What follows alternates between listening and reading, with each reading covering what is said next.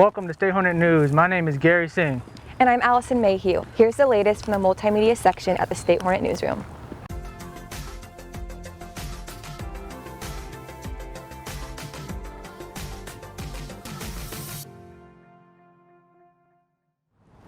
CDC health officials announced new COVID-19 recommendations Thursday. The CDC said people who are fully vaccinated can participate in most indoor and outdoor activities in large or small groups without a mask.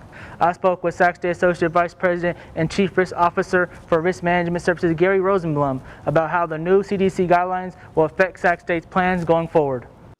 Right now, it doesn't have any instant impact on us because we are following Cal OSHA rules for our employees, and Cal OSHA isn't fast enough to change instantly with CDC guidance.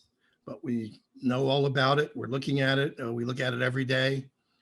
You know, it also depends on the vaccination rate of students and employees.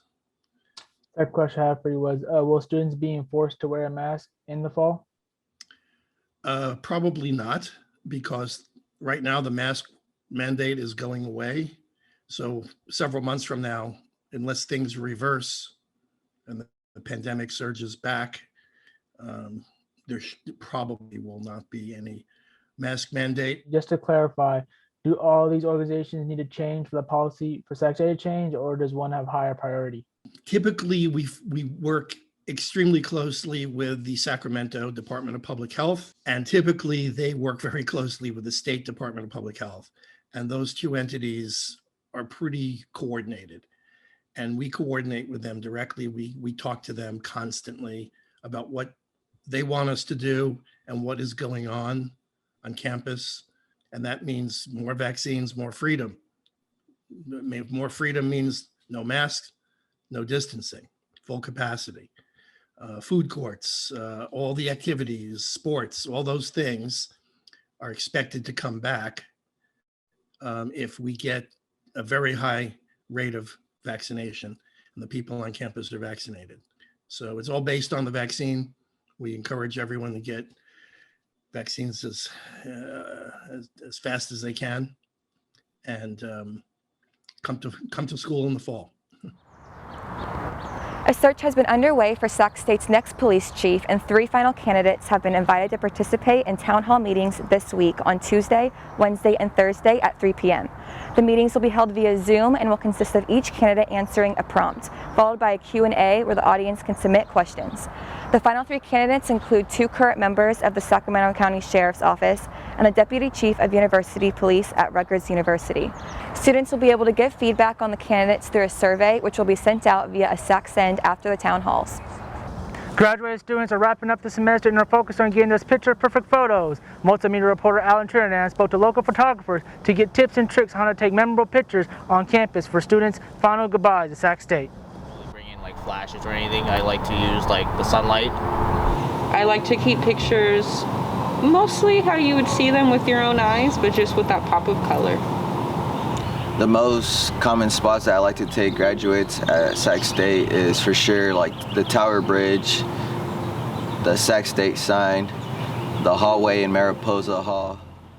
Sac State Center on Race, Immigration, and Social Justice opened a virtual art exhibit on May 13th called Unequal Freedoms, Expressions for Social Justice. My story begins with a man that looks like my father in a land that has no name. The event featured 32 multimedia pieces centered around the systemic and social inequalities faced by marginalized communities. The pieces were produced by solo artists and groups from around the Sacramento area.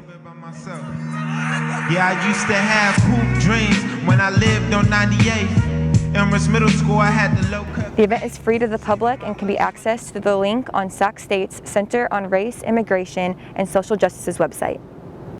This State Hornet News broadcast is brought to you by Hornet Commons. Hornet Commons is a brand new student housing community located right on campus with 2- and 4-bedroom floor plans to choose from. Check out HornetCommons.com for room layouts and pricing, or call their friendly leasing staff to schedule a tour to learn more about the floor plan options and all the amenities Hornet Commons has to offer.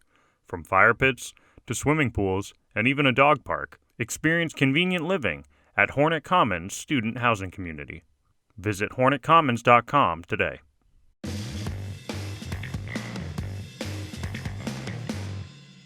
The men's soccer team finally had the opportunity to play some real games this year after having its season canceled twice due to COVID-19. The Hornets' fall schedule was initially moved to the spring, but the Big West Conference decided in December to cancel fall sports set to take place in the spring. The team played 4 exhibition games in April and May, where they defeated UC Davis twice and had draws with Cal Poly San Luis Obispo and UC Santa Barbara. The women's softball team entered the Big Sky tournament as the number 3 seed Thursday. The Hornets lost their first game to the University of Montana, but bounced back in their second game to eliminate the number 1 seeded Weber State Wildcats on Friday. The payoff. Swung on, hit out into the gap. This one is out of here.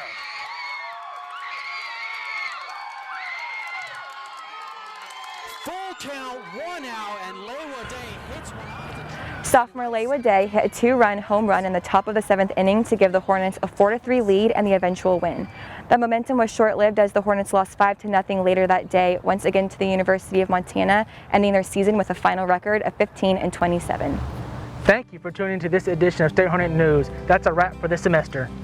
We've produced a lot of great work this semester, ranging from these broadcasts, podcasts such as Real Talk with Rose that go into great detail about young adult life, Pro Sports and the No Limits with Gary and Mac podcast, and our Best of Sac State page where students got to vote for the best college, major, and athletes, among other topics. We really appreciate it if you visit our website and watch, listen, and read all the great content that we have produced this semester. This has been Gary Singh. And this has been Allison Mayhew. As always, our coverage will continue on statehornet.com. Follow us on Twitter, Facebook, Instagram, and make sure to subscribe to our YouTube channel. Stay safe, stay healthy, and we will see you next time.